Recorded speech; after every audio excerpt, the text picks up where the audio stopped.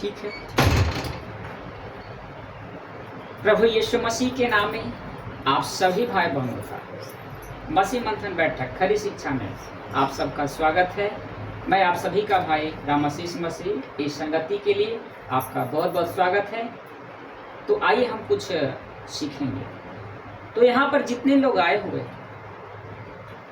क्या विश्वास करते हैं? जी भैया। विश्वास करते हैं ना?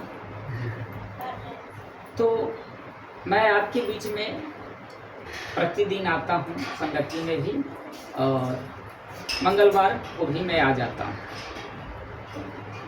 मेरा उद्देश्य एक ही है, प्रभु यीशु मसीह का सुसमाचार वचन को आपके बीच में लाना, उनके वचनों को आपकी हृदय तक पहुंचाना, ये मेरा काम है और मैं हमेशा करता रहूंगा, ताकि आप प्रभु यीशु मसीह को समझ सके, जिसने आपको बनाया है, जिसने आपको रचा है, उसे जान सके। क्योंकि आज मसीह की देह में सारे जो शिक्षाएं चल रही है मसीह समाज में, 90% गलत शिक्षाएं चल रही है। 90% बाइबल से बाहर संसार की ही चीजें सिखाई जा रही है, लेकिन 10% जो है प्रभु ने रखा है खरी शिक्षा आप तक पहुंचाने के लिए। मैं भी उस गलत शिक्षा में था, लेकिन प्रभु ने हमें खरी शिक्षा में लाया, और वो चाहते हैं कि मैं आप सबको भी खरी शिक्षा में रखूं, ताकि आपका उद्धार, आपका आगमन जब प्रभु यीशु आएंगे तो आप साथ जाएं। ये हमारा और आपका ये उद्देश्य होना चाहिए। हर एक मसीह की देह को, मसीह समाज को आज ये बड़ी गंभीरता से अपने आप को समझना होगा, ये तैयार करना होगा कि मैं प्रभु के चुने हुए लोग हैं, हम संसार के नहीं वरन परमेश्वर के बुलाए हुए जन हैं, मजदूर हैं। ये हमें पता होनी चाहिए। लेकिन आज बड़े बड़े अगुए इस चीज को नहीं समझ पाया है कि प्रभु ने मुझे क्यों लाया है, मुझे क्यों चुना है। समझ में आ रही सबका फोकस? 6 लाख इजरायली जिस परमेश्वर ने मिस्र के गुलामी से आजाद करके लाया, वो 6 लाखों लोगों ने उस परमेश्वर को नहीं समझ पाया। उस यहोयूड है वाव है अर्थात यहोवा परमेश्वर, जिसने उसे उस गुलाम से आजाद किया और कनान देश में लेकर आया था, ताकि वो आनंदित रहे, आनंद से रहे। लेकिन 6 लाख इजरायलियों ने इस बात को नहीं समझ पाया। आज उसी प्रकार मसीह की समाज में यही हो रही है। आपको पाप से प्रभु यीशु मसीह ने अपने लहू से अपने इकलौते बेटे को क्रूस पर चढ़ाकर आपको खरीद कर लाया है, ताकि उसे समझ सके। लेकिन आज के अगुए, आज के कलीसिया इस बात को समझ नहीं पा रही है कि उस खुदा ने, उस परमेश्वर ने मुझे शैतान के गुलाम से आजाद किया है। अब मेरा जीवन है प्रभु के अनुसार चलेगा, जैसा प्रभु कहेगा हम वैसा ही करेंगे। लेकिन ऐसा बिल्कुल नहीं है। 90% ऐसा विश्वासी लोग, ऐसे अगुए लोग, लीडर लोग नहीं कर रहे हैं। आज भी वो परमेश्वर आपको देखकर, हम सबको देखकर पछताता है कि मैंने तुझे क्यों पापों से छुड़ाया, क्यों अपने पुत्र के लहू से एक एक कतरा तुझे खरीद लिया। वो आज भी पछताता है उस आपको देखकर। 6 लाख इजरायली उस परमेश्वर को, जिसकी अगुवाई मूसा कर रहा था, उसे नहीं समझ पाया कि मूसा कौन है। आज के कलीसिया में मुझ जैसे लोग को कोई समझ नहीं पा रहा है कि परमेश्वर ने मुझे इस यहाँ पर भेजा है। आज तक कोई नहीं समझ पा रहा। अगर नहीं समझे ना मेरे बहन, आप अपना उद्धार खो सकते हैं।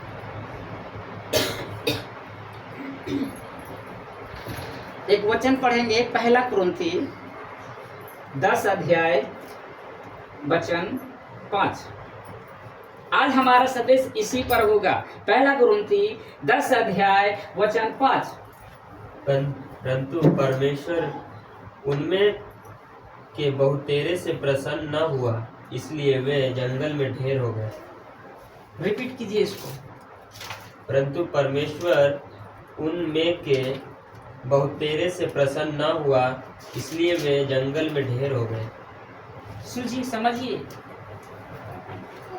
बाइबल कहती है पहला कुरिन्थी 10:5 में, परंतु परमेश्वर उनसे बहुतों से प्रसन्न न हुआ।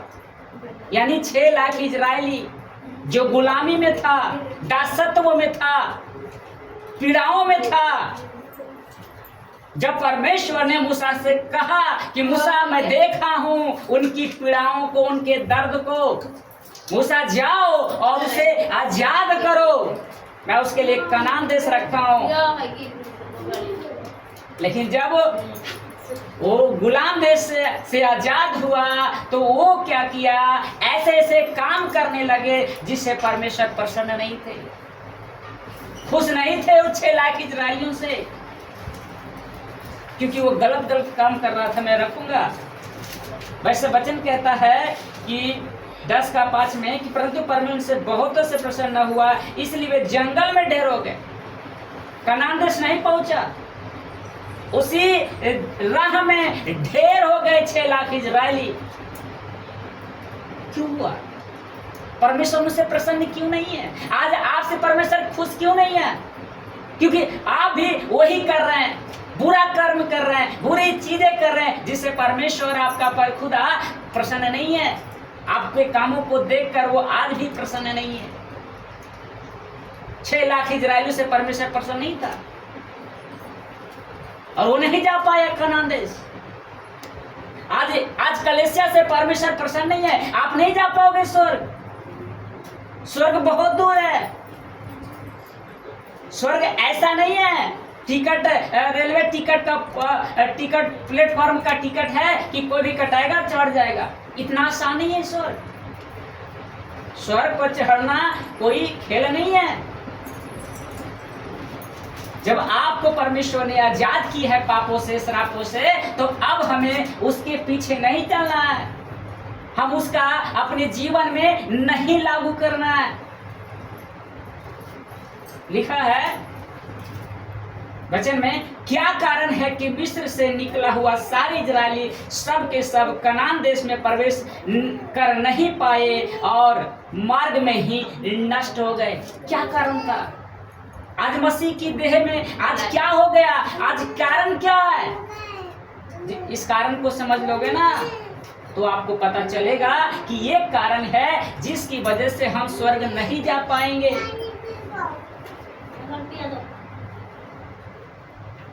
मैं एक एक रखूंगा, जिसमें से 5 कारण है जो मैं आपके बीच में रखूंगा। टोटली 5 कारण है इस बाइबल में जो हमें सीख देगा कि हमें इन 5 कारणों को नहीं करना है। इस कलेसिया में, इस 21वीं सदी में हमें ये 5 कारण हमें नहीं करना है। इन 5 कारणों से हमें क्या करना है? बचना है।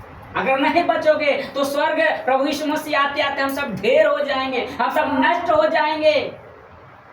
इसलिए बड़ी गंभीरता से हमें और आपको समझना है। नंबर 1 है, कहता है, प्रभु का धन्यवाद हो, इजरायलियों ने लालच किया। क्या किया? इजरायलियों ने लालच किया। और आपको बता देता हूं, लालच जो है परमेश्वर की दृष्टि में पाप है। चाहे कोई भी तरह का लालच हो, पैसा का, धंधा का, नौकरी, किसी भी चीज का लालच है, परमेश्वर उसे प्रसन्न नहीं होता है। यही कारण है कि इजराइल लालच की, जिसके वजह से वो कनान देश नहीं पहुंच पाया। अगर मेरे बहन, मेरे भाई, अगर आज आप लालच करते हैं तो आप स्वर्ग नहीं जाओगे। जिसके लिए आपको चुना है, जिसके लिए आपने परमेश्वर ने आपको बुलाया है, नहीं जा पाओगे।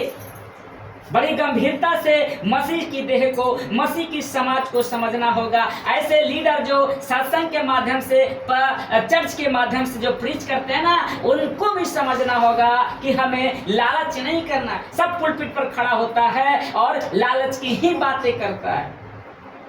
और यही कारण इजरायली किया कि उसने क्या किया? लालच किया। पहला कुरिन्थी 10:5-6। पहला कुरिन्थी 10:6। ये बातें हमारे लिए दृष्टांत ठहरी कि जैसा उन्होंने लालच किया वैसा हम बुरी वस्तुओं का लालच न करें। समझ में आ रही है? बड़े ध्यान दीजिएगा मेरे बहन। कह रहा ये बातें हमारे दृष्टांत ठहरी है। ये जो दृष्टांत अभी जो हमें सिखा रहे हैं प्रभु का अनुग्रह से, तो ये हमारे लिए क्या है? दृष्टांत है। इससे हमें बहुत कुछ सीखने को मिल रहा है। इस दृष्टांत से लिखा है कि जैसे उन्होंने लालच के, किन्होंने? इजरायलियों ने क्या किया? लालच की।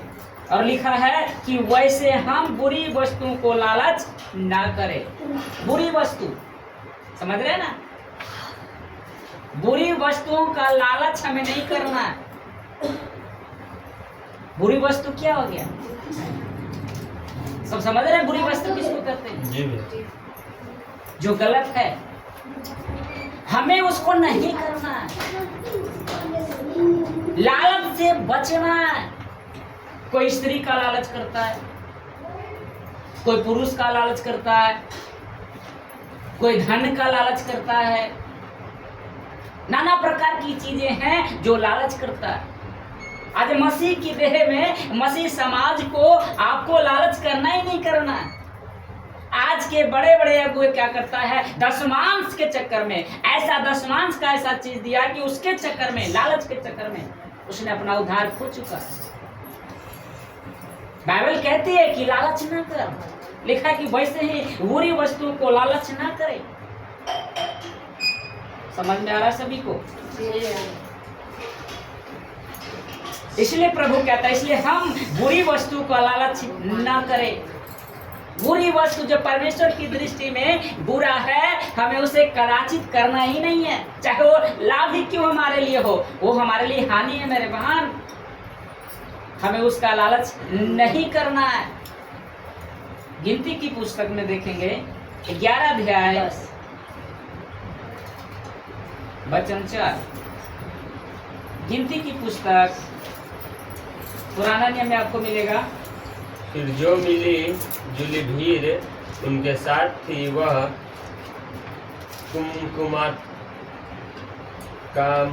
कामुकता करने लगी। और इजरायली भी फिर रोने और कहने लगे कि हमें मांस खाने को कौन देगा। ध्यान दीजिएगा। फिर जो मिली जुली भीड़ उनके साथ थी, वह कामुकता करने लगी। और इजरायली फिर भी रोने और कहने लगे कि हमें मांस खाने को कौन देगा। जिस यहोवा परमेश्वर ने उसे मिस्र से आजाद किया, उसे स्वर्ग से मन्ना खिलाया, उसे 40 साल तक प्रभु ने स्वर्ग से मन्ना दिया और वो मांस खाने के लिए कुड़कुड़ा रहा था, लालच कर रहा था कि मांस कौन देगा हमें। अगर वो गुलामी में था तो वहाँ मांस मिलता था। जब प्रभु ने आजाद किया तो उसको ये वस्तु नजर आ रही है ना, कि मांस खाते। आज के ऐसे अगुए हैं, ऐसे लीडर हैं जो चाहता है कि हम आए प्रभु में तो अच्छा भोजन करें, हमें अच्छी कपड़े हो जाए। समझ में आ रही है आप लोग को? लिखा है कौन देगा मांस खाने को। लालच मैं रखूंगा। लालच सब बुराई का जड़ है। लालच के चक्कर में अच्छे लोग गिर पड़े हैं, मुंह के बल गिरे हैं। समझ में आ रहे हैं? राजा सुलेमान कितना बड़ा बुद्धिमान व्यक्ति था। स्त्री का लालच किया, स्त्री का लालच किया, मुंह के बल गिरा। सोचिए लालच कितना हमारे लिए खतरनाक हो सकता है। आज जितने भी कलेसिया चलाते हैं ना अगुए, उसका सिर्फ फोकस है दशमांश, पैसा। उसको एक ही मकसद है बस, और कोई मकसद नहीं। कैसे भी मुझे हो जाए महीने में।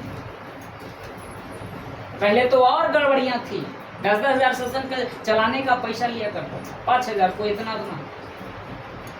मतलब मेरी मर्जी, जो कहेंगे वो करना हो।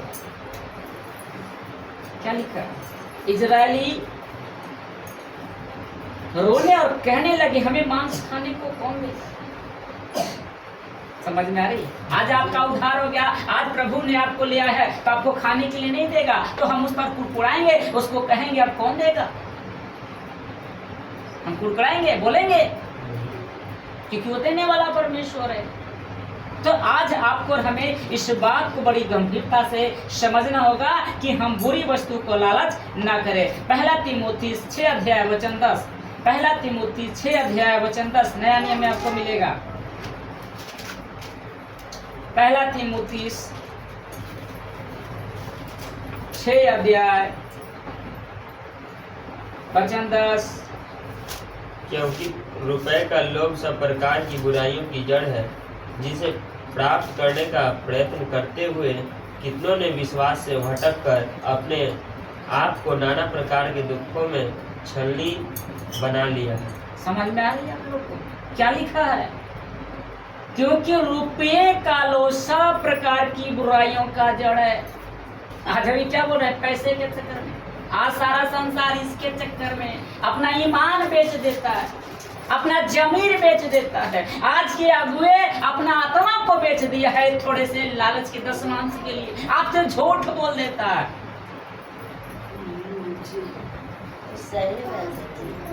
लालच सब प्रकार की बुराई, रुपया सब प्रकार की बुराइयों का जड़ है।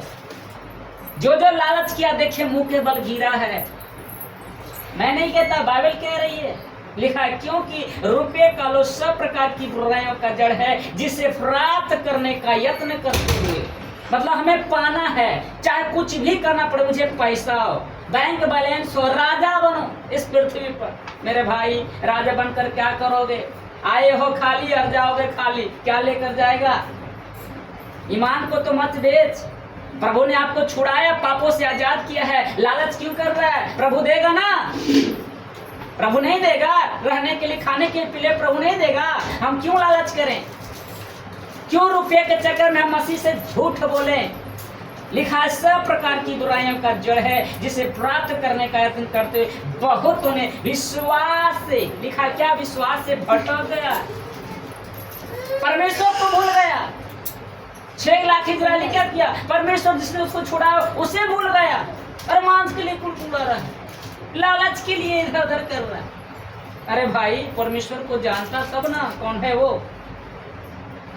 आपको जानना होगा, लालच मत कीजिए। जितना आपके पास है ना मेरे बहन, उतना में ही संतोष कीजिए। जितना आप कमा रहे हैं ना, उतने में आनंद रहिए।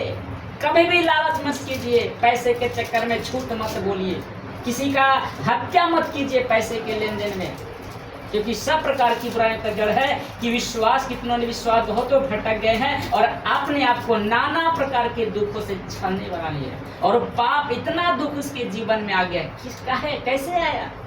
उसने लोभ किया, लालच के चक्कर में उसका पूरा जीवन बर्बाद हो गया। गेहजी एलिशा का दास था, ठीक ना? तो जब नामान कोढ़ी जो था चंगा हुआ था 7 बार डुबकी लगाकर, तो उसे नामान एलिशा को भेंट दे रहा था, रुपया की कार सोना चांदी दे रहा था। तो एलिशा ने मना कर दिया। प्रभु का दास था, वो कहा मुझे ये नहीं चाहिए, क्योंकि वो जानता था कि परमेश्वर कौन है। लेकिन उसी का सेवक गेहजी, उसके मन में लालच आ गया। उसके मन में क्या आया कि इतना सोना, इतना चीज दे रहा है, ये मेरा मालिक नहीं ले रहा है।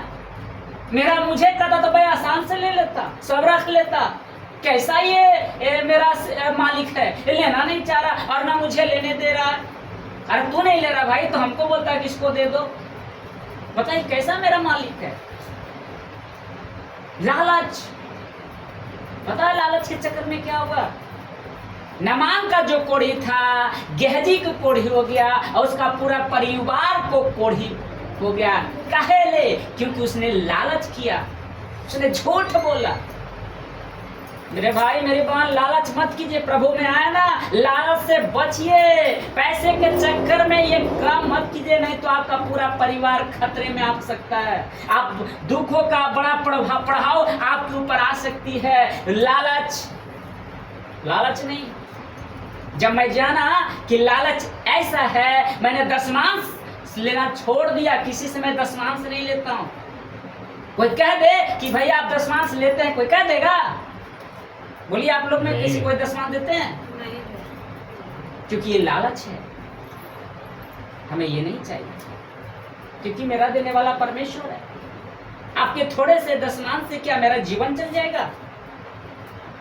आपके थोड़े से महीने का जो पैसा दीजिए उससे मेरा परिवार चल जाएगा?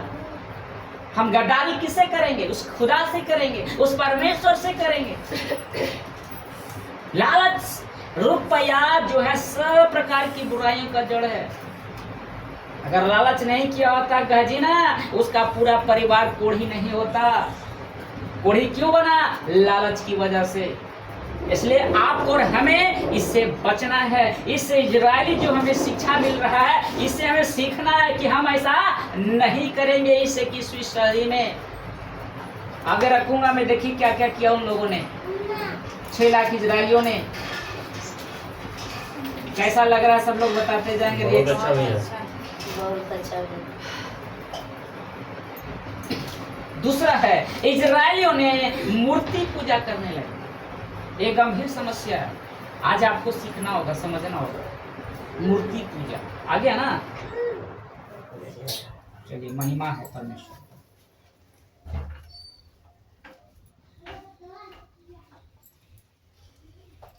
उधर से खोल दीजिए बेटा।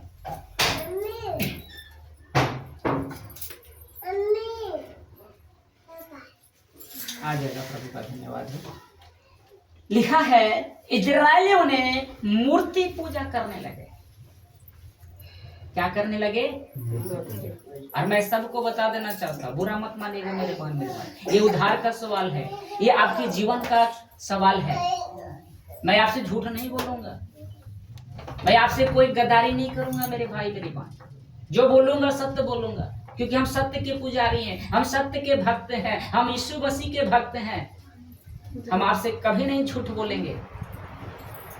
लिखा है कि उन लोगों ने, इजरायलियों ने क्या किया? मूर्ति पूजा फिर से करने लगे। मैं आपको बता देता हूं, जितने भी मसीह समाज में हैं, आप चाहते हैं कि प्रभु मेरे जीवन भर संभाले, इसके बाद भी हमारे जीवन दे, तो इससे बचिए।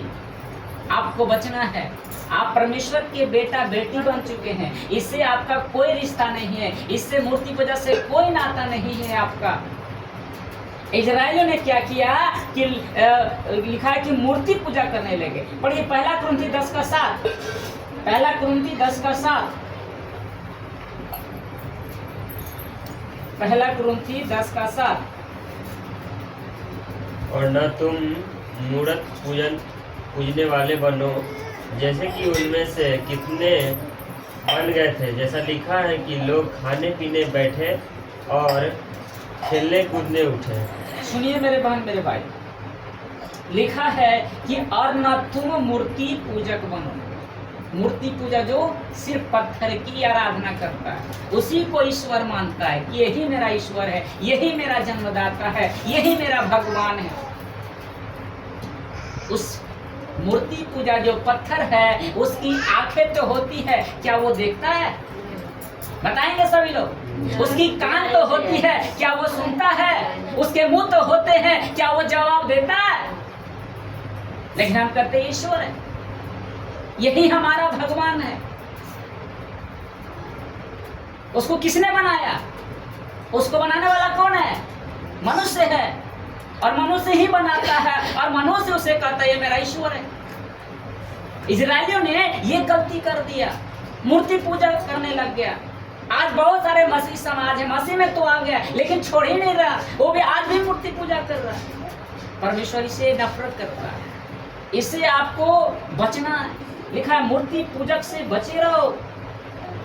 मूर्ति पूजक ना बनो, जैसा कि उनमें से कितने बन गए थे। 6 लाख इजराइली में बहुत लोग जो था मूर्ति पूजक कर रहे थे। जैसा लिखा है कि लोग खाने पीने बैठे हैं और खेलने कूदने उठे। हम पूजा उसको करते हैं, हम आनंद हो जाते हैं, खुश हो जाते हैं, करते नहीं करते हम लोग। ये मेरी प्रार्थना सुन लिए है, मैं जो मांगा मिल जाएगा, खुश हो जाते हैं ना। क्या वो दे सकता है? उन लोगों ने क्या किया, ये मूर्ति पूजा करने लगे। निर्गमन पुराना नियम निकालेंगे, निर्गमन 32 अध्याय वचन 4। बाबू संतरो, निर्गमन 32 अध्याय वचन 4। और हारून ने उन्हें उनके हाथ से लिया और एक बछड़ा ढाल कर बनाया और टांकी से गढ़ा। तब वे कहने लगे कि हे इज़राइल, तेरा परमेश्वर जो तुझे मिस्र देश से छुड़ा लाया है वह यही है। मूसा का ये बड़ा भाई था हारून। हेलो, ध्यान दीजिएगा। मूसा कौन था? परमेश्वर का दास, और उसके साथ था बड़ा भाई था। जब मूसा गया यहोवा यहोवा से प्रार्थना करने, उसको बहुत दिन बीत गए तो लोगों ने कहा रे मूसा नहीं आएगा, अब हमें आगे कौन लेके जाएगा, हमारा परमेश्वर कौन होगा? तो उसका बड़ा भाई जो हारून था वो कहा कि ऐसा करो, तुम्हारे पास जो भी सोना है मुझे दे दो, मैं उसको क्या करूंगा, सोने का बछड़ा बनाऊंगा। और उन्होंने कहा कि यही परमेश्वर, क्या कहा उन्होंने, कि यही परमेश्वर है जो तुझे मिस्र देश से छुड़ा कर लाया है। क्या वो बछड़ा वो लाया था वो मिस्र के गुलाम से, आजाद से? आज आपको कौन छुड़ाया? वो मूर्ति वाला जो जिसकी आराधना कर रहे थे, जिसकी पूजा, क्या उसने आपको छुड़ाया? क्या उसने आपके लहू से खरीदा? आपके लिए कौन जान दिया? वो दिया। कौन दिया आपके लिए जान? प्रभु यीशु मसीह। तो आपका खुदा कौन होगा? किसकी आराधना आप करोगे? आप किसकी पूजा करोगे?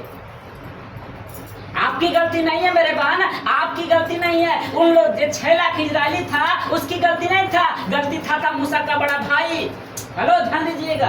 मूसा का बड़ा भाई, मूसा का बड़ा भाई हारून को तो समझना चाहिए था कि परमेश्वर कौन है। उसको बताना चाहिए था कि परमेश्वर छुड़ा कर ले आया है, ये लेकर नहीं आया। लेकिन उसने गलत बता दिया। आज के वो यही कर रहा है, आज के आपके लीडर जो है ना यही करता है, सब कुछ करो। अगर वो मना कर देता तो आप करते। उन दिन अगर मूसा का बड़ा भाई हारून कह देता कि ये नहीं करना है तो क्या होता? क्या वो कनान देश पहुंचता कि नहीं पहुंचता? मेरे भाई मेरे बहन जवाब देंगे, पहुंचता कि नहीं पहुंचता? लेकिन उसको भटकाने वाला कौन? अगुआ। उसको भटकाने वाला कौन? 6 लाख का अगुवाई कौन कर रहा था? मूसा जब गया यहोवा परमेश्वर से मिलने, बातें करने, तो उसको कौन रखवाली किया था? हारून को दिया था ना कि भाई इन लोगों को क्या करना, देखभाल करना, जो जरूरत पड़ेगा तुझे करना है। भाई एक डिसीजन की गलती, पता है 3000 लोग मारे गए थे। 6 लाख इजराइली में 3000 लोग मारे गए। किसकी वजह से? एक हारून की वजह से। हारून को समझाना चाहिए था कि ये गलत है, ये हमारा परमेश्वर नहीं है। आज के हर एक लागुआ को, पास्टर को ये बोलना है कि ये हमारा परमेश्वर नहीं है। हमारा परमेश्वर तो प्रभु यीशु है, वो तो जीवित है, वो तो मरा नहीं है, वो तो कोई पत्थर नहीं है। बताना चाहिए था ना। आज आपको जो मैं सत्य बता रहा हूँ, क्या आप सुनने की हिम्मत रख रहे हैं? क्या आपका अंदर सत्य की आत्मा जाग रही है कि प्रभु ने मुझे सत्य बोल रहा है? क्या आज आप सुनने के लिए चाह रहे हैं? बताएंगे सभी लोग। क्या आज भी आप उसी को पूजेंगे जिसने आपके लिए कुछ नहीं किया? आज भी करेंगे? नहीं मेरे बहन, इससे बचना होगा, क्योंकि परमेश्वर नफरत करता है मूर्ति वाले लोग से। जो मूर्ति पूजा करता है परमेश्वर से नफरत करता है। लेकिन आप लोग समझ नहीं पाओगे परमेश्वर को। उसके लिए आपको आत्मा होनी चाहिए, आपको उसको समझना होगा कि मैं क्यों कह रहा हूँ, क्योंकि मैं उसको समझ चुका हूँ। परमेश्वर कौन है? समझ में आ रही है सभी को? कैसा लग रहा है बताते जाइए। कैसा लग रहा है? इसी का 6 पढ़िए भैया। और दूसरे दिन लोगों ने तड़के उठकर होम बलि चढ़ाए और मेल बलि ले आए। फिर बैठकर खाया पिया और उठकर खेलने लगे। मूर्ति पूजा तो किया ही किया, और लोगों ने क्या किया, उसको बलि भी दिया।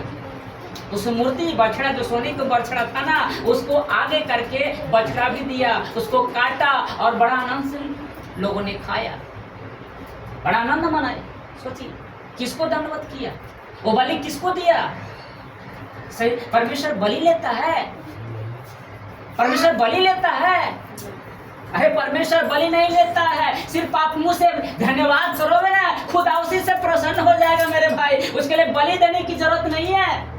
लेकिन 6 लाख इजरायलियों ने उसे बलि दे दिया और आनंद से खाया, खेला कूदा, लगा बड़ा काम कर दिया है। आज आपको लगता है हम बड़ा काम कर दिए, ऊपर से बैठा परमेश्वर कहता है बेटे तू क्या कर दिया, तू अपना जीवन खतरे में डाल दिया।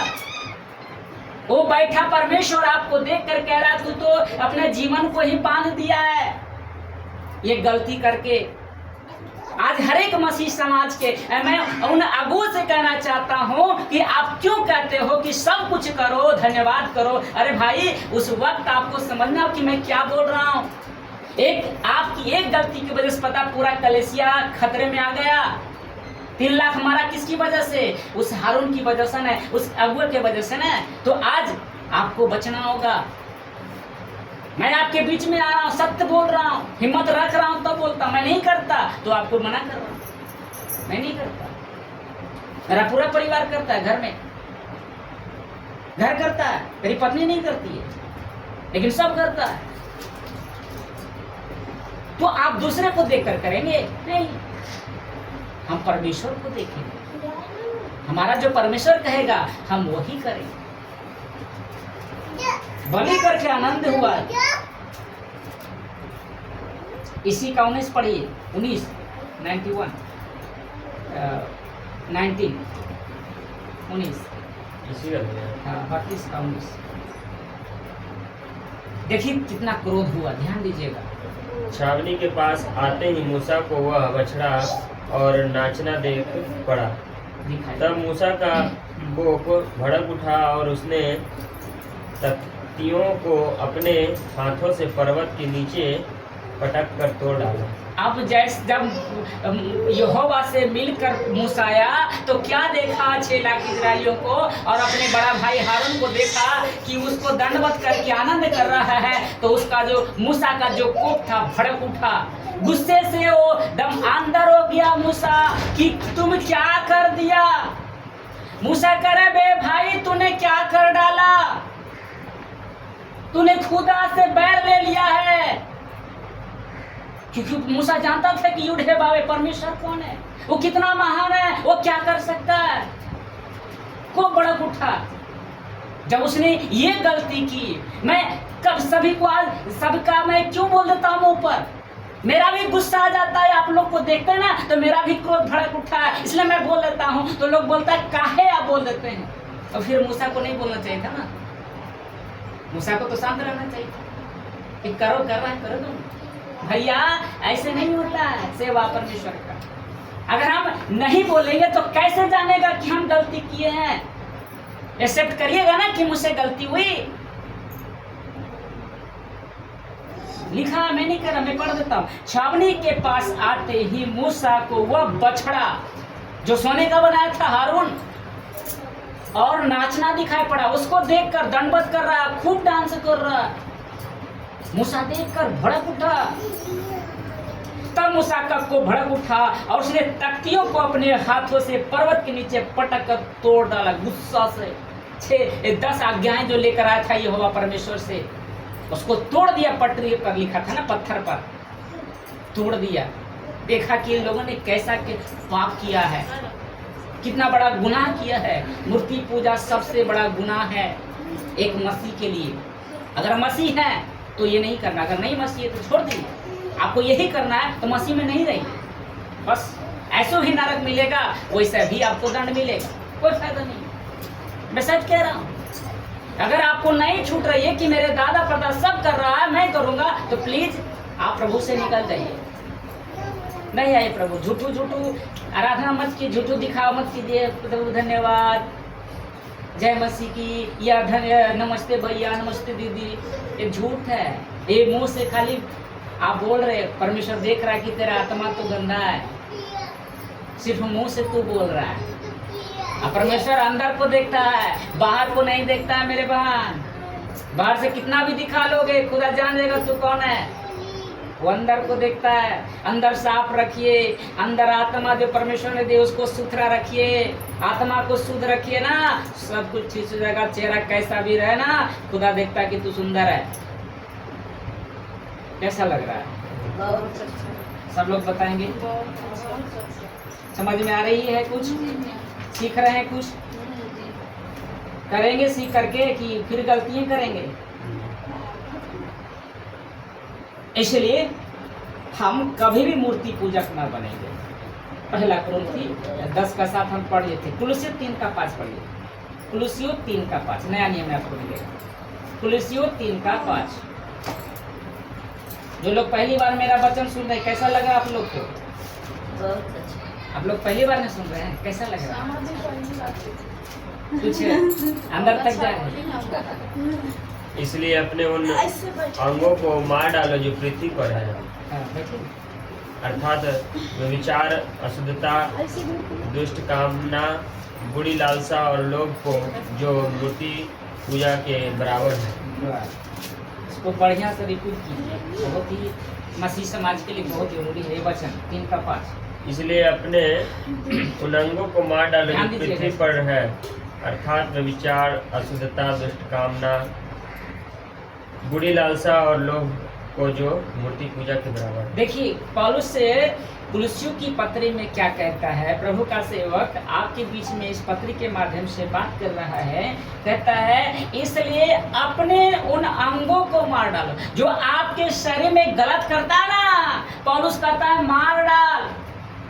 ये आंखें करता है ना कि बड़ी सुंदर है, बहुत अच्छा है, देखता है ना। प्रभु कहता है आंखें फोड़ डाल। आंख से देखता है ना, देखता है ना भाई मेरी बहन। अरे आंख से पाप होता है? बोलिए हाँ कि ना? जी भैया, आँख से भी पाप होता है। पता है ना? तो प्रभु कहता है, पौलुस कहता है उसको मार डाल, उसको फोड़ डाल, उन अंगों को मार डाल। किसको किसको? जो पृथ्वी पर अर्थात व्यभिचार। मैं हर एक भाई बहनों से ज्यादा इसी मैटर पे बात करता हूँ कि व्यभिचार सबसे बड़ा गुनाह है मसीह समाज में। ये आपको दूर रहना है। व्यभिचार सबसे बड़ा पाप है आपके लिए मेरे बहन। व्यभिचार का मतलब कि हमारा पत्नी रहते हुए अगर हम किसी और पत्नी के साथ संबंध बनाते हैं, हमारा पति रहते हुए किसी और के साथ हम रखते हैं, गर्लफ्रेंड बॉयफ्रेंड रखते हैं, ये परमेश्वर ये दृष्टि में ये व्यभिचार है। आज हर एक मसीह को मैं देख रहा हूँ, संसार तो करे, मैं मसीह में देखा हूँ कि पति रहते हुए किसी और के साथ संबंध बना रहा है। पति बेचारा काम में लगल है और पत्नी और काम में लगल है। इस सबसे बड़ा ये परमेश्वर कह रहा है इससे बच के रहो, इन अंगों को मार डालो। ये मैं नहीं कहता, वचन कह रहा है उन अंगों को मार, अर्थात व्यभिचार, अशुद्धता, दुष्कामना, बुरी लालसा और लिखा है लोभ जो मूर्ति पूजा के बराबर है। ये आपको निकाल लेना है अपने जीवन से। इससे आपको बचना है। सुन रहे हैं ना? मैं भी जवान हूँ, मैं भी जाता हूँ आपके बीच में, हर एक जगह जाता हूँ, कंट्रोल करता हूँ, प्रभु से कहता हूँ प्रभु मुझे हिम्मत दे। क्योंकि अगर हम कुछ गलती करते हैं तो हम व्यभिचार कर लेते हैं अपने मन में, सोचते ही शायद प्रभु कहता है तू व्यभिचार कर चुका। देखना भी गुनाह है, तो हमको किस एंगल से देखना है? एक बहन की दृष्टि से, एक भाई की दृष्टि से आपको देखना होगा। हेलो, ध्यान दे रहे हैं? जी भैया। आपको भाई और बहन की दृष्टि से देखना होगा। अगर नहीं देखते हैं तो आप व्यभिचार कर रहे हैं। इसलिए पौलुस कहता है मार डाल इसको। पौलुस कहता है कि मैं अपने शरीर को मारता कूटता हूँ। अगर कोई भी हाथ पाप के लिए उठे ना तो हाथ को मारिए। अगर कोई गलत दिमाग करे उसको मारिए, केस मत कीजिए। अरे यही वजह है कि मैं आप लोग की दृष्टि में थोड़ा सा बुरा लग जाता हूँ। आप ऐसे ऐसे क्यों बोल देते हैं? ये शोभा नहीं देता, आप काहे से बोलते हैं? अरे भाई, नहीं बोलेंगे तो आप पाप करते रहोगे ना। मैं आपको सत्य नहीं बताऊंगा तो कैसे जानिएगा? मैं आप सभी से पूछ रहा हूँ, क्या ये गलत है बताना? क्या आज हर एक मसीह समाज में ये शिक्षा देना गलत है? तो आज के अगुवा क्यों नहीं देता? आज के आपका जो लीडर क्यों नहीं बताता? सिर्फ दशमांश बताएगा, अन्य भाषा के बारे में बताएगा, तो ये कौन बताएगा? शिक्षा कौन देगा? पड़ोसी आएगा बताने वाला। आप अगुए है ना भाई, आपने हमारी सहायता कर रहे हैं, तो आपको बताना होगा ना कि मैं क्या करूं ना करूं। तो खुद हम करेंगे और लोगों को भी करवाएंगे। तो इन सारे चीज जो मैंने बताया, मैं फिर से रिपीट कर देता हूं। एक है व्यभिचार, आपको बचना है। दूसरा है अशुद्धता, मतलब जो भी परमेश्वर की दृष्टि में सही नहीं है, शुद्ध नहीं है, उसे नहीं करना। दुष्कामना, बहुत सारे दुष्कामना, इसी चीज को देख लीजिए, वो भी आ जाता है व्यभिचार में। बुरी लालच, लालच मतलब पैसा, धन, किसी का जमीन है ना, बहुत सारे चीज होता है, चाहता कि हम हथियार लें। तो ये सारे चीज से क्या करना है? बचना है। क्या बचेंगे? क्या आज हम इन सारे चीजों से बच के रहेंगे? अगर बच गए तो खुदा कहेगा इनाम देगा। अगर ये करके बच गए ना, खुदा इनाम देगा। पौलुस को इनाम दिया, जीवन की पुस्तक में उसका नाम लिख दिया, स्वर्ग में आपका नाम होगा, आपका घर होगा। अभी आराधना कर रहे थे ना मेरे बहन मेरे भाई, आराधना हम कर रहे थे। तीनों जो घर बनाया है, याद नहीं आया? जी भैया। आया? जिंदगी मेरी मेरे प्रभु, तेरे आने की राह तके है, जल्दी आना संग मैं चलूं, तूने जो घर है बनाया है, जल्दी आना संग मैं चलूं, तूने जो घर है बनाया। हम क्यों कर रहे हैं सेवा? इसीलिए तो कर रहे हैं कि हमारा घर स्वर्ग में। हालेलुया, हमें वहां जाना है, हमें स्वर्ग जाना है। हालेलुया, ताली बजाए इस खुदा के परमेश्वर के लिए। हमें सिर्फ वहां जाना है, इन सब से बचना है। हमारा घर है, हमारा एक मकान है, इससे कई बेहतर है, हमें वहां चलना है। इससे हमें जो भी आएगा हम छोड़ देंगे ये सारी चीजें, क्योंकि हमें वहां मिलेगा। स्वर्ग में आपके लिए घर रखा है, एक एक का नाम परमेश्वर प्रभु यीशु लिख कर रखा है। इन सब से बचो मेरे बहन मेरे भाई, जो मैं आज आपको बता रहा हूँ। नंबर तीसरा, हम आगे बढ़ते हैं। नंबर तीसरा में है, इजराइलियों ने व्यभिचार करने लगे। इजराइलियों ने क्या किए? व्यभिचार करने लगे। पहला कुरिन्थी 10:8 है। पहला कुरिन्थी 10:8 पढ़ेंगे। शांति बनाकर थोड़ा ध्यान दीजिए। पहला कुरिन्थी 10:8। और न हम व्यभिचार करें जैसा उनमें से कितनों ने किया, एक दिन में 23,000 मर गए। देखिए, ध्यान दीजिएगा। हेलो, सब फोकस कीजिए आगे। लिखा है, और ना हम व्यभिचार करें। मसीह समाज वाले मेरे बहनों मेरे भाइयों, मैं कह रहा हूँ आपको बचना है। बचिए इन लोग से, हम बिल्कुल इससे नफरत कीजिए। अरे खुदा ने आपके लिए एक पति दिया है, खुदा ने लिए एक पत्नी दिया है, और क्या चाहिए आपको? अरे खुदा ने अकेले आपको थोड़ी छोड़ा है। मैं हर एक मसीह समाज से बातें कर रहा हूँ। क्या परमेश्वर ने दिया कि नहीं दिया आपका पति? क्या परमेश्वर आपको पत्नी दिया कि नहीं दिया? तो फिर हम क्यों ये गुप्त काम कर रहे हैं? क्यों घिनौना पाप कर रहे हैं? यही तो व्यभिचार है। पति को रहते हुए गलत काम करना, पत्नी को रहते हुए ये करना परमेश्वर नहीं चाहता। वो चाहता है कि तेरे ही पत्नी के साथ रह। मैं पति पत्नी का संदेश आप लोग को दे रखा हूँ। मैं बता चुका हूँ पति पत्नी के बारे में। YouTube देखिएगा, YouTube पर मैं डाल चुका हूँ इस संदेश को। बिल्कुल बचना। साफ साफ शब्दों में कहता है कि और ना हम व्यभिचार करें जैसा उनमें से कितनों ने किया। यानी 6 लाख इजराइलियों में कुछ लोगों ने किया व्यभिचार। ये घिनौना पाप किया था उन दिनों में। लिखा है कि एक दिन में 23,000 मर गए। क्यों मरा? 23,000, समझ रहे? व्यभिचार के चक्कर में परमेश्वर ने मार डाला।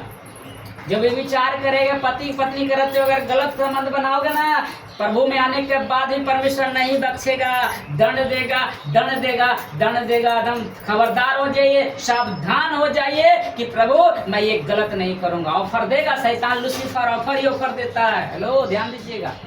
शैतान आपको लोग देगा, ऐसा ऐसा लोग देगा कि आप गिरोगे। समझ में आ रहा है? इस चीज से प्रभु ने मुझे छुड़ाया।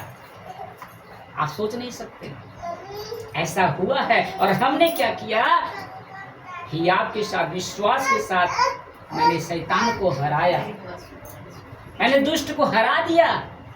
मेरे पास ऑफर दिया कि फिर तुम करिए पाप, मैंने ठुकरा दिया, मैं ठुकरा दिया। क्यों ठुकराया? क्योंकि मैं जान गया था प्रभु कौन है। मुझे नहीं बख्शेगा परमेश्वर, मुझे न्याय के दिन दंड देगा। अभी भले ना दे आपको, अब भले अच्छा रह रहे हैं, लेकिन एक दिन दंड परमेश्वर जरूर देगा, याद रखिए। हम बिल्कुल बचना है मेरे बहन मेरे भाई, नहीं तो जैसे 23,000 मारे गए हैं, आपका भी नाम होगा नरक की पुस्तक में। आपको नरक में ठेल देगा परमेश्वर, जहाँ अनंत पीड़ा, वहाँ एक बूंद पानी नहीं है। याद रखिएगा, वहाँ पानी है ही नहीं, कुछ नहीं है, सिर्फ जलन है। जलन है आग की तरह। अभी तो थोड़ी सी गर्मी है तो पंखा चला दिए, पंखा लाइएगा ना, पंखा किसे मांगिएगा? नहीं, इससे कितना टेम्परेचर गुना वहाँ रहेगा, सिर्फ आग रहेगा, धड़कते में आपको जलना होगा, आपकी आत्मा तड़पेगी, वो एक दिन नहीं, अनंत काल तक। उससे बेहतर है ना हम अभी सुधर जाते हैं, अभी उस चीज़ को छोड़ देंगे, व्यभिचार को एकदम त्याग देंगे, हम हटा देंगे कि हमें नहीं करना है। तू कौन है? जैसा भी तू पैसा वाला ना, और मुझे पैसा नहीं चाहिए, मेरा पास जो है, मेरे पति जो कमा रहा है, हम उतना में खुश रहेंगे। ये पत्नियां ज्यादा करती है, बढ़िया बढ़िया खाने में बढ़िया पैसा हो, अथी उसका कपड़ा हो, है ना, अच्छा मोबाइल हो, मतलब ना जाने क्या प्रकार के, ऐसे दूसरे पति से भी संबंध रखता है, क्योंकि जानता है कि मेरा पति के पास ज़्यादा पैसा नहीं है, हम कैसे रहेंगे, कैसे खाएंगे, उसको चाहिए एकदम बढ़िया बढ़िया चीज़। तो गलत करेगा ना मेरे भाई, करेगा ना मेरे बहन, ऐसा बहुत कर रहा भी रहा है, लेकिन आपको बचना है। समझ में आ रही है? सभी लोग बोला करिएगा, समझ रहे हैं ना? इसलिए प्रभु कहता है, इसलिए हम कभी भी व्यभिचार न करें। पहला थिस्सलुनीकियों 4:3 पढ़िए, पहला थिस्सलुनीकियों 4:3, पहला थिस्सलुनीकियों 4:3। क्योंकि परमेश्वर की इच्छा यह है कि तुम पवित्र बनो, अर्थात व्यभिचार से बचे रहो। फिर से पढ़िए। क्योंकि परमेश्वर की इच्छा यह है कि तुम पवित्र बनो, अर्थात व्यभिचार से बचे रहो। ये किसकी इच्छा है? मेरा इच्छा नहीं है मेरे भाई। आपको लग रहा है कि ये भाई कह रहा है कि ना कर, ये मेरी इच्छा नहीं है। मैं आपको क्यों समझा रहा हूँ, ये मेरी तरफ से नहीं है। सुन रहे हैं? ये मेरी तरफ से नहीं है, ये खुदा का आवाज है, ये खुदा की तरफ से। वो खुदा कहता है मेरे बहनों मेरे भाइयों, क्योंकि परमेश्वर की इच्छा है कि तुम पवित्र बनो। आज हर एक बहनों से मैं कहूँगा, आपकी जो बदन है ना, ये पवित्र रखिए, क्योंकि आप जानते नहीं है कि आप परमेश्वर के मंदिर हैं। हर एक जो स्त्री चाहे पुरुष है, वो परमेश्वर का कौन है? परमेश्वर का मंदिर है, परमेश्वर का घर है। अगर मैं आगे रखूंगा, अगर इसके साथ खिलवाड़ करते हैं, प्रभु भी आपके साथ खिलवाड़ करेगा, नहीं छोड़ेगा, क्योंकि मंदिर के साथ आप खिलवाड़ कर रहे हैं, उस मंदिर के साथ गंदा कर रहे हैं, अशुद्धता फैला रहे हैं, दुष्कामना कर रहे हैं उस मंदिर से। इसलिए पौलुस कहता है थिस्सलुनीकियों की पत्री में कि क्योंकि परमेश्वर की इच्छा है कि तुम पवित्र बनो, अर्थात व्यभिचार से क्या करो? बचे रहो। बोलिए व्यभिचार से, सब लोग बोलिए व्यभिचार से, कस के आवाज से बोलिए व्यभिचार से बचे रहो। आज सबको बचना है, जितने भी यहाँ पर बैठे हैं, बचना है, जितने भी हैं, सबको इसको कंट्रोल करना है कि नहीं, मैं अपने पति के साथ खुश रहूंगा, मैं अपनी पत्नी के साथ रहूंगा, मैं गैर से कोई नाता कोई रिश्ता नहीं रखूंगा। ये परमेश्वर की इच्छा है, पवित्र बनकर दिखाना, खुदा से बोलना, बेटे परमेश्वर पिताजी मैं पवित्र हूँ, मैं पवित्र हूँ, जैसे आपने कहा है मैं वैसा ही करूंगी, मैं पवित्र बनूंगा, मैं पवित्र बनूंगी। समझ में आ रहा है? कैसा लग रहा है? मैं याद रखूंगा एक वचन, पहला कुरिन्थी 6:18। देखिए क्या लिखा है, पहला कुरिन्थी 6:18, पहला कुरिन्थी 6:18। व्यभिचार से बचे रहो। जितने और पाप मनुष्य करता है वे देह के बाहर है, परंतु व्यभिचार करने वाला अपनी ही देह के विरुद्ध पाप करता है। आप समझ में आई? व्यभिचार क्या है? देखिए ध्यान दीजिएगा, लिखा है व्यभिचार से बचे रहो, आपको बचना है। लिखा है कि जितने अन्य पाप मनुष्य करता है, चोरी करना, झूठ बोलना, चाहे कुछ भी पाप हो, वो क्या करता है, वो पाप अलग है, लेकिन व्यभिचार अलग है। देखिए क्या लिखा है कि जितने अन्य पाप मनुष्य करता वे देह के बाहर है, यानी शरीर से क्या है, वो बाहर है। जो भी कर रहे हैं, झूठ बोल रहे हैं, चाहे चोरी कर रहे हैं, लालच कुछ कर रहे हैं, ये शरीर से बाहर है, शरीर से कोई लेना देना है। लेकिन लिखा है कि परंतु, ध्यान दीजिएगा, लिखा है बाहर है, परंतु व्यभिचार करने वाला अपने ही देह के विरुद्ध पाप करता है। यानी जो आप देह है ना, आप उसे खिलवाड़ कर रहे हैं, अपने शरीर से क्या कर रहे हैं, खिलवाड़ कर रहे हैं। अपने शरीर से आप दुष्कामना कर रहे हैं। सुन रहे हैं मेरे बात? क्या प्रभु कह रहा है, पौलुस कहता है कि व्यभिचार करने वाला अपने ही देह के विरुद्ध पाप करता है और इसकी कोई माफी नहीं है। कहता है क्या तुम नहीं जानते, इसी का 19 पढ़ी देखिए, लिखा है क्या तुम नहीं जानते, क्या तुम नहीं जानते कि तुम्हारी देह पवित्र आत्मा की मंदिर है, जो तुम में बसा हुआ है और तुम्हें परमेश्वर की ओर से मिला है, और तुम अपने नहीं हो। हाँ, मेरा देह है ना भैया, आप कौन होते बोलने वाले हैं, हमारा शरीर है, हम कुछ भी कर, आप कौन बोलिएगा, जोश जगाइएगा ना। तो फिर पौलुस क्यों कहता है, ध्यान दीजिए क्या लिखा है, क्या तुम नहीं जानते, जितने यहाँ पर बैठे हैं, क्या आप नहीं जानते, तुम नहीं जानते कि तुम्हारी देह पवित्र आत्मा का मंदिर है। आपको पता होना चाहिए कि ये शरीर मेरा नहीं है, खुदा का घर है। हालेलुया, किसका, खुदा का घर है, खुदा का घर है। आप क्यों भूल गए कि ये बदन मेरा जो है सुंदर है, ये खुदा का घर है। तुम नहीं जानते ये खुदा का घर है, और लिखा है पवित्र आत्मा का मंदिर है जो तुम में बसा हुआ है। यानी आपके अंदर कौन है, परमेश्वर का घर, परमेश्वर का मंदिर आपके अंदर है, आप खुद हैं। और आगे देखिए क्या लिखा है, और लिखा है कि तुम्हें परमेश्वर की ओर से मिला है। ये बदन ये सुंदर है ना, किसने बनाया, हेलो बताइए, आपका शरीर को कौन बनाया, आपकी सुंदरता को किसने बनाया। तो आप तो कहना नहीं ये मेरा शरीर है, आप कौन हो सकते हैं। आप पति से बोलेंगे मैं मर्जी हूँ, आप कुछ होकर ना करे, मैं करूंगा, कहते हैं कि नहीं कहते, क्यों कहेंगे, ये समझना कि हम क्यों कहेंगे। लिखा है साफ साफ कहता है कि तुम्हें परमेश्वर की ओर से मिला और तुम अपने नहीं हो। यानी ये बॉडी मेरा नहीं है जिस पर हक दबाएंगे कि मेरी मर्जी है, मैं जो करूंगा, कोई बोल नहीं सकता है, मैं जैसा भी करूँ। आप कौन होते हैं, आप बोल सकते भैया आपको क्यों बोल रहे हैं, मेरी मर्जी है, मैं किसी के साथ रहूं, आप कौन बोल सकते हैं। मर्जी तो यहाँ ठीक है, मर्जी पूरा कर लीजिएगा, इसके बाद जब प्रभु न्याय लेगा तो भागिएगा। वहाँ बोले प्रभु मैं वो हूँ, जो मन आएगा करेंगे प्रभु, मारेगा चट्टाक से जखनी है, लाठी मारेगा जखने परमेश्वर, कहाँ भागिएगा, नहीं भाग पाइएगा, कहाँ भागिएगा। अभी तो जोर लगा के ताकत से दिखा रहे हैं कि नहीं रोक सकते हैं, तुम कौन हो, हम कौन है, लेकिन परमेश्वर क्या बोलेगा, उसी वक्त मारेगा। एक औरत पता है ना, बेविचार में पकड़ी गई, सभी को पता होगा, बोला है ना यीशु मसीह के साथ, प्रभु के साथ कि देख ये बेविचार करते हुए पकड़ी गई, कहा ना बेविचार के साथ पकड़ लिए, मतलब ऑन द स्पॉट वो बेविचार संबंध बनाते हुए लोगों ने देख लिया, पकड़ लिया, प्रभु यीशु के पास आया। तो प्रभु ने कहा जो निष्पाप है, जो पाप नहीं किया वो मारेगा, तो सब तो पापी था, चला गया।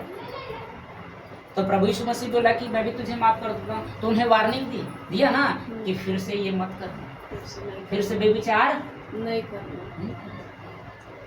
परमेश्वर माफ किया है, लेकिन हम दोबारा क्यों गलती करें, दोबारा हम पाप नहीं करना।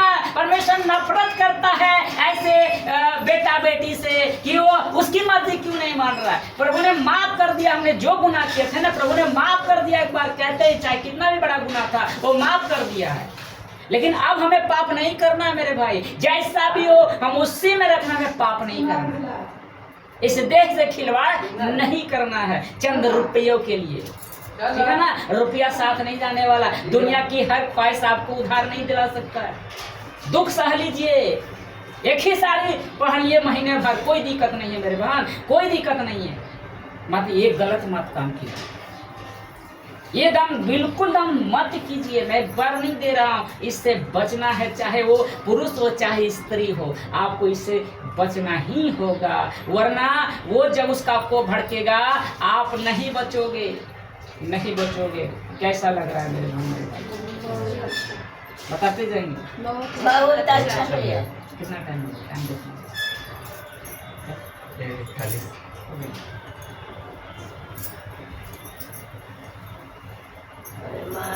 कैसा लग रहा था आज का समय, कैसा लगा भी? अब इसका और है मसाला, लेकिन समय को देखते हुए चलना। कैसा लग रहा है बताते जाएंगे।